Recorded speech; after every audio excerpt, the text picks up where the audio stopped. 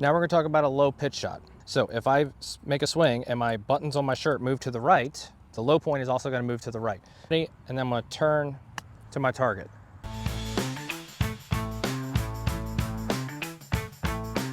So do you guys struggle around the greens with a lob wedge in your hand?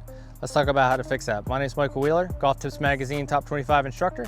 We're gonna talk about pitch shots, okay? So we're gonna still put the ball back in our stance. We're gonna now use a 56, 58, 60, something like that. Typically whatever your highest lofted wedge is, because now we need a little bit of height. So for the low one, we're gonna put the ball back in our stance. We're gonna keep our weight left, and pretty much with all short game shots, we're gonna keep the weight left. One of the main things you have to do in short game is to control the low point, where we hit the ground, okay? We're gonna do that by not changing where the weight is in our feet. Typically, wherever my sternum is and my chin, that's where I'm gonna hit the ground, somewhere in that area.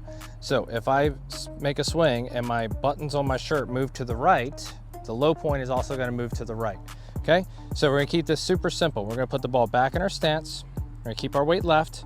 For this shot, I'm gonna get the grip a little bit higher, okay? Not as high as the chip shot, but when I make a swing, I'm not gonna use a ton of wrist. I'm gonna point the butt of the club into my left leg, okay? Right there. If I point the butt of the club into my left leg, the club's gonna stay out in front of me. One of the worst things you do in short game is get the club back in here. Okay, so I'm gonna keep the club into my body, and then I'm gonna turn to my target. That'll keep the ball nice and low.